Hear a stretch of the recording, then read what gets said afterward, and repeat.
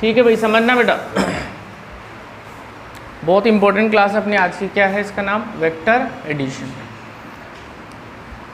जैसे मैं आपको बोलूँ 2 metre length plus 5 metre length करो तो आपका सीधा सीधा आंसर कितना हो जाएगा? 7 मीटर। ठीक है, मैं आपको बोल रहा हूँ 10 kg प्लस 20 kg 30 kg। तो यहाँ पे हम क्या फॉलो कर रहे हैं? Simple algebra. तो जो भी स्केलर क्वांटिटी होती है ना, मास, लेंथ, टाइम, स्पीड, जो भी स्केलर क्वांटिटी है, उनको ऐड करने के लिए हम क्या लगाते हैं? हमारा सिंपल एलजेब्रा, जो एडिशन हमने बचपन से लगा के आज तक सीखा हुआ है। लेकिन यार बेटा, अगर मैं आपको बोलूँ कि 10 न्यूटन की एक फोर्स है और दूसरी भी 10 न्यूटन की है, अब मैं बोलूँ आपको कि इनको ऐड करो, ठीक है, तो आप मना कर देना कि नहीं ऐड कर रहे हम। फिर मैं पूछूंगा क्यों, तो तुम कहना कि सबसे पहले इन दोनों के बीच का एंगल बताओ। क्या बताओ? एंगल। क्योंकि ये 10 न्यूटन और 10 न्यूटन को जब जोड़ेंगे तो 30 डिग्री पे अलग आंसर आएगा, 60 डिग्री पे अलग आएगा, 45 पे अलग आएगा, 90 पे अलग आएगा, 180 पे अलग आएगा।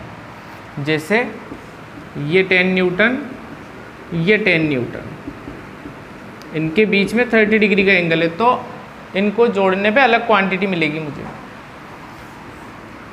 ये 10, ये 10, 90 डिग्री पे ऐड करूँगा तो अलग आंसर आएगा। ठीक है, force is a vector quantity. तो हमें ये समझना है कि वेक्टर क्वांटिटी में ये वाले सिंपल एलजेब्रा के लॉज काम नहीं करते। वेक्टर क्वांटिटी को ऐड कराना है अगर आपको, तो आपको अलग लॉज सीखने पड़ेंगे। वही लॉज क्या होंगे हमारे?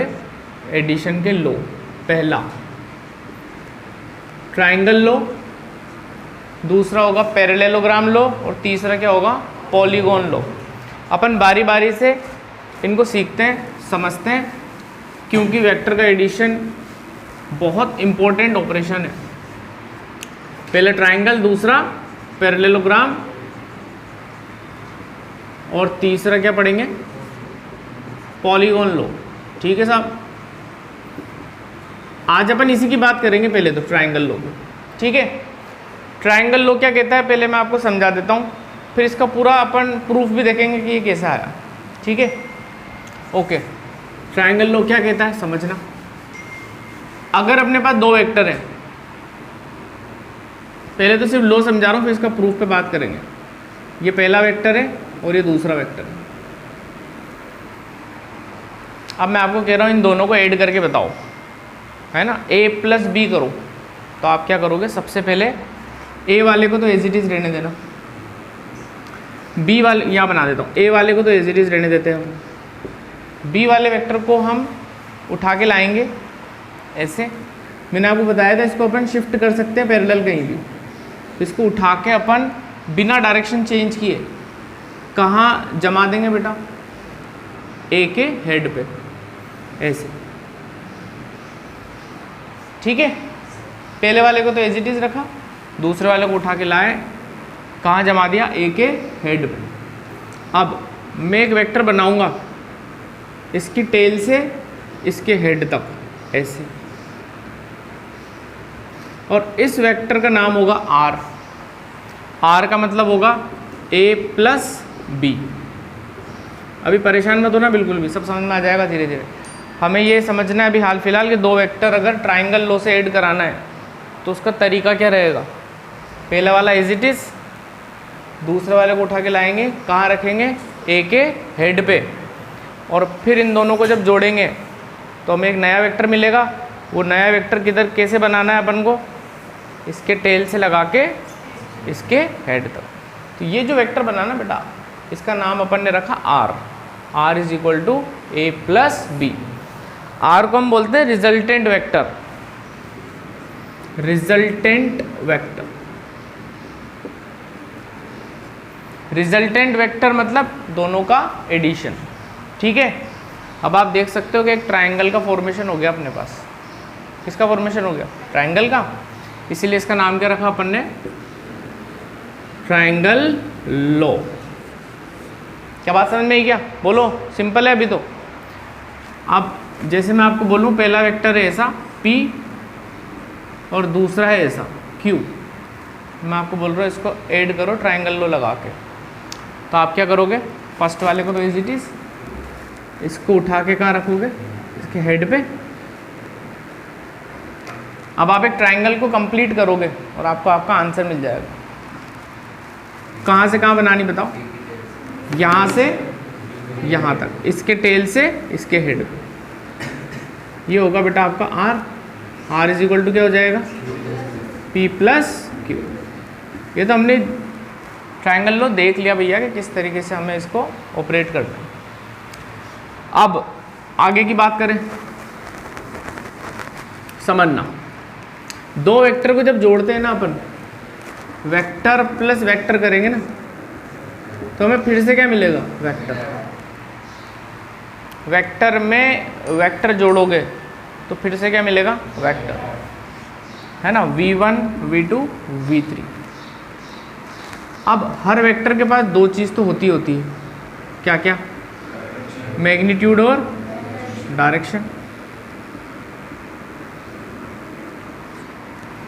है ना। A और B को जोड़ा तो क्या मिला? R। अब इस R के पास कुछ ना कुछ क्या होगा? मैग्नीट्यूड होगा, और कुछ ना कुछ क्या होगी? डायरेक्शन होगी। मैग्नीट्यूड कितना होगा और डायरेक्शन कितनी होगी, ये अपन को जानना है। ठीक है बेटा, ओके। अगर अभी तो फॉर्मूला याद रख लो, फिर मैं इसका प्रूफ बता रहा हूँ, समझना। ये वेक्टर आपका A, ये वेक्टर आपका B, और सपोज ये एंगल है थीटा। ठीक है, अभी सिर्फ सुनना है, समझना है। तो इनको जोड़ने पे मुझे ये मिला R A प्लस B। अब इस R का मैग्नीट्यूड कितना होगा? तो फॉर्मूला ऑन द टिप्स याद रखेंगे आज के बाद अपन। R का मैग्नीट्यूड होगा बच्चों A का मैग्नीट्यूड का स्क्वायर प्लस B के मैग्नीट्यूड का square plus 2AB cos theta.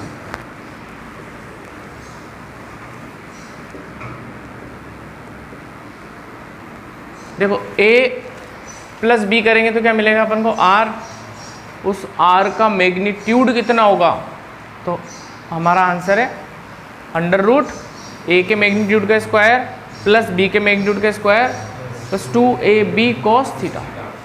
Theta ये वाला एंगल है, ये एंगल A और B के बीच का ही है। मैंने बताया था ना angle between the two vector कैसे निकालते हैं। इसको आगे किसका देंगे अपन? तो ये एंगल आ जाएगा A और B के बीच का। तो अगर मैं आपको बोलूँ बहुत सिंपल सी बात कि ये A है 10 न्यूटन और ये वाला B है, ये भी 10 न्यूटन है, और बेटा ये एंगल है दोनों के बीच का 60 डिग्री। और अब मैं बोलूँ कि बताओ इन दोनों को ऐड करने पर जो वेक्टर बनेगा उसका मैग्नीट्यूड कितना होगा? तो सबसे पहले तो आप ये बना लोगे और फिर इसका मैग्नीट्यूड निकाल लोगे, कितना आएगा। एक सैंपल ले लेते हैं अपन। A की जगह 10 प्लस 10 2 इंटू 10 इंटू 10, थीटा कितना है? 60। cos 60 की वैल्यू ये 2 से 2 गया, क्या बचा बेटा? 10 का स्क्वायर 100 प्लस 100 प्लस 100 रूट का 300। और सोल्व कर लेते हैं। 300 को ऐसे लिख सकते हैं अपन 100 इंटू 3, 100 रूट से बाहर आएगा तो क्या बन जाएगा? 10। तो 10 रूट 3 न्यूटन हमारा आंसर होगा। समझना बात को। अगर दो फोर्सेस 10 न्यूटन की 60 डिग्री पर हैं और उनको ऐड कराते हैं अगर, तो उनको ऐड कराने पे कितना मिलेगा? 10 रूट 3। जबकि स्केलर क्वांटिटी होती है ना अगर, तो 10 मीटर प्लस 10 मीटर हमेशा कितना होगा? 20। उसमें तो कुछ ज़्यादा खास लॉजिक लगाने की ज़रूरत है ही नहीं। लेकिन वेक्टर के अंदर ऐसा नहीं होता बच्चों।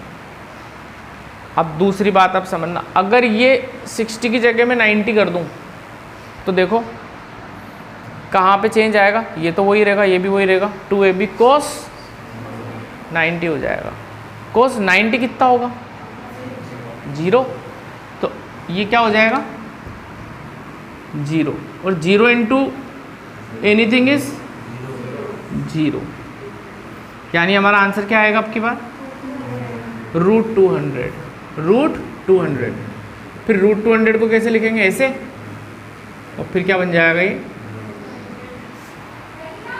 यानी 10 और 10 को अपन 90 डिग्री पे ऐड कराएंगे तो कितना आंसर आएगा, 10√2। और समझना बच्चों, देखो आगे की बात हो। अच्छा, थोड़ा सा एक एग्जांपल मैं आपको लूँ। 9th क्लास में अपन ने डिस्टेंस और डिस्प्लेसमेंट पढ़ा था, याद रह गया तुम्हें थोड़ा बहुत, डिस्टेंस और डिस्प्लेसमेंट। तो सपोज कोई पार्टिकल यहाँ पर है, वो पहले यहाँ से यहाँ गया, ठीक है, ए से कहाँ गया, बी, और फिर बी से घूम के कहाँ चला गया, सी, ठीक है, 9th क्लास में अपन ने पढ़े थे। मैं आपको बोलूँ बताओ इसका डिस्प्लेसमेंट कितना होगा, तो हम ये करते थे कि स्टार्टिंग पॉइंट और एंडिंग पॉइंट को एक सीधी लाइन से जोड़ते थे। बस अपन वही तो काम कर रहे हैं, ये स्टार्टिंग पॉइंट था उसका, ये एंडिंग पॉइंट था, तो डिस्प्लेसमेंट अगर मैं आपसे पूछूं तो आप यही तो करोगे। तो एक्चुअल में अपन ट्रायंगल लो ही लगा रहे हैं, वहाँ पे भी क्या लगा रहे हैं, ट्रायंगल लो। बात क्लियर हुई नहीं हुई थोड़ी थोड़ी। कोई पार्टिकल इधर गया फिर इधर गया, उसका डिस्प्लेसमेंट अगर निकालना हो तो शॉर्टेस्ट लेंथ लेते थे अपन इनिशियल और फाइनल के बीच की। तो इनिशियल कहाँ रखेंगे, यहाँ पे, और हेड किधर रखेंगे, फाइनल, ठीक है। अब हमें ये देखना है कि ये फॉर्मूला बेसिकली आया कैसे, इसका प्रूफ जानते हैं अपन, है ना, ध्यान लगाना भैया। इसके प्रूफ पे बात करते हैं कि ये फॉर्मूला कैसे आ गया। तो उसके लिए थोड़ी बहुत बेसिक ट्रिग्नोमेट्री और ज्योमेट्री, बस इसकी हेल्प लेनी है अपन को। देखना बच्चों, इधर से बना पा रहा हूँ। सपोज अपने पास ये वेक्टर है OP, बहुत ध्यान लगा के सुनना, ठीक है, और OP वेक्टर को अपन बोल रहे हैं A, ये टेल है, ये हेड है। दूसरा वेक्टर है ये PQ, और PQ वेक्टर को अपन क्या बोल रहे हैं, B, ठीक है। बोलो, ये इन दोनों के बीच का एंगल है कितना, थीटा। अब मैंने आपको बोला A और B को ऐड कराओ, तो आपने ट्रायंगल लो लगाया और ये ऐड कर दिया, R = A + B। अब इसका मैग्नीट्यूड निकालना है मुझे, वेक्टर का मैग्नीट्यूड निकालना हो अगर, तो हमें क्या निकालनी पड़ेगी, वेक्टर की लेंथ। मैग्नीट्यूड का मतलब क्या होता है, लेंथ, यानी यार बेटा मुझे ये यहाँ से लेके यहाँ तक की लेंथ निकालनी है, क्या लगा के, ज्योमेट्री। अब ज्योमेट्री कैसे लगेगी देखना बेटा, यहाँ से अपन एक परपेंडिकुलर सामने वाले साइड पे डाल रहे हैं ऐसे, ठीक है, यहाँ से परपेंडिकुलर डाला मैंने इस पे, इसको नाम देते हैं अपन कुछ भी, M नाम दे दिया सपोज, ठीक है। तो OQM क्या बन गया, राइट एंगल ट्रायंगल, ठीक है। QPM भी क्या है, राइट एंगल ट्रायंगल। मुझे पूरी कहानी में क्या निकालना है, O से लगा के Q तक की लेंथ, लंबाई। अब उसके लिए अपन को देखो क्या करना पड़ेगा, पाइथागोरस थ्योरम लगानी पड़ेगी। और पाइथागोरस थ्योरम लगाने से पहले अपन एक काम और कर लेते हैं, यहाँ पे साइड में इस ट्रायंगल को देखते हैं पहले, QPM, in triangle QPM 10th में अपन ने पढ़ा हुआ है, कोस थीटा कितना होता है, कोस थीटा होता है बेस अपॉन हाइपोटेन्यूस। तो इस ट्रायंगल पे कोस थीटा अगर निकालू बेटा, तो बेस क्या आएगा, PM, और हाइपोटेन्यूस क्या आएगा, PQ, है ना। तो ये PQ उधर चला जाएगा, PQ cos थीटा = PM। अच्छा, PQ जो है ना, PQ ये किस वेक्टर के बराबर है, B। तो PQ की लंबाई मतलब B की लंबाई, मतलब मैंने इसको लिख दिया B cos थीटा। बताओ ये बात समझ में आ गई क्या। इसी ट्रायंगल में अपन लगाते हैं क्या, साइन थीटा। इस ट्रायंगल पे साइन थीटा कितना होगा, परपेंडिकुलर अपॉन हाइपोटेन्यूज, तो परपेंडिकुलर कितना है QM अपॉन हाइपोटेन्यूज PQ। फिर से PQ इधर ले जाओ,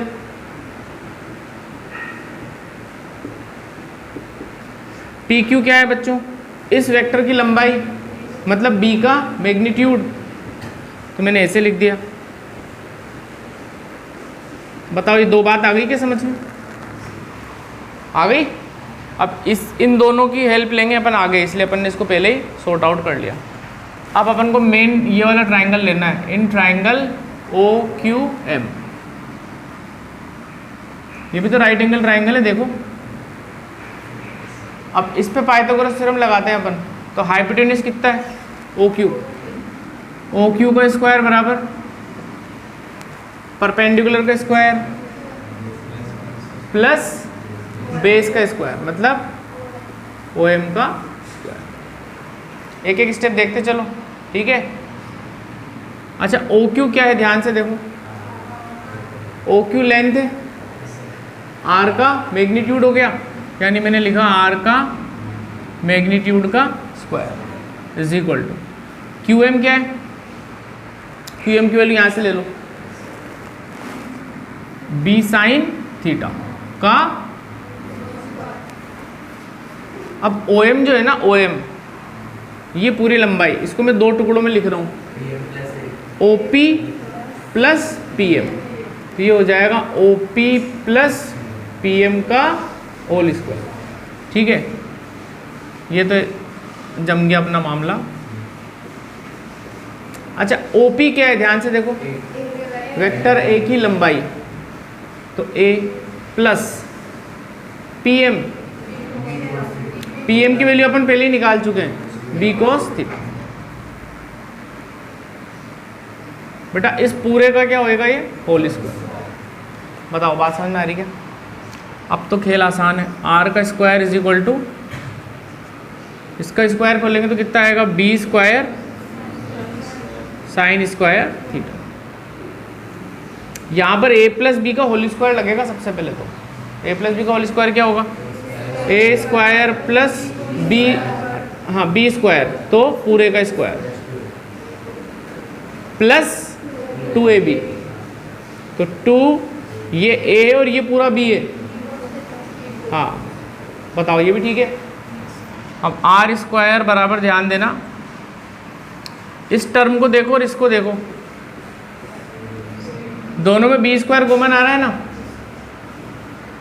तो इधर से क्या बचेगा, इधर से क्या बचेगा, cos स्क्वायर, ठीक है। बस ये इन दोनों का काम तो हो गया, plus A square plus 2AB cos theta. Sine square plus cos square कितना हो जाएगा, 1 है ना। तो R स्क्वायर बराबर अपने पास क्या आ गया बेटा, ये तो B square A square 2AB cos theta.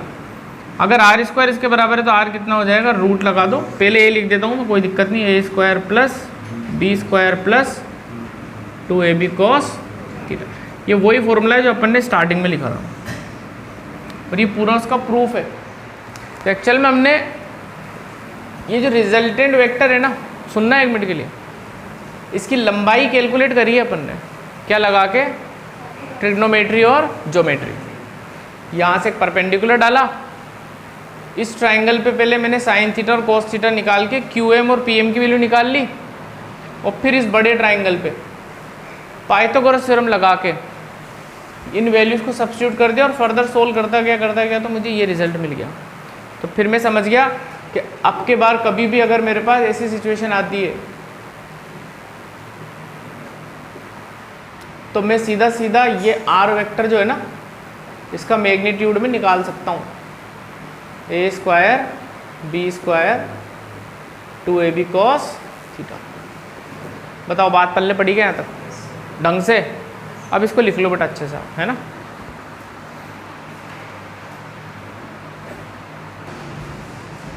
तो ये अपन ने दो वेक्टर को ऐड करके R निकाल लिया और R का मैग्नीट्यूड निकाल लिया। अभी देखो स्टार्टिंग में एक बात बोली थी अपन ने, दो वेक्टर को ऐड करते हैं तो फिर से क्या मिलता है, वेक्टर, वेक्टर के पास दो चीज़ें, मैग्नीट्यूड और डायरेक्शन। तो मैग्नीट्यूड तो हम इस फॉर्मूले से निकाल लेंगे। अब इस वेक्टर की डायरेक्शन क्या होगी, तो डायरेक्शन के लिए क्या कर रहे हैं अपन, देखना बच्चों, अपन यहाँ पर इस फिगर में एक एंगल और बनाते हैं, ये वाला अल्फा। ठीक है, अल्फा किस किस के बीच का एंगल है, इसके आर और ए के बीच का। तो अगर ये एंगल पता चल जाए तो अपन डायरेक्शन भी डिफाइन कर देंगे कि भैया रिजल्टेंट जो है वो ए वाले वेक्टर से कितना एंगल बना रहा है, अल्फा एंगल बना रहा है। अब अल्फा कैसे निकलेगा, तो आप ट्राइंगल ले लो ये वाला फिर से, in triangle O Q M.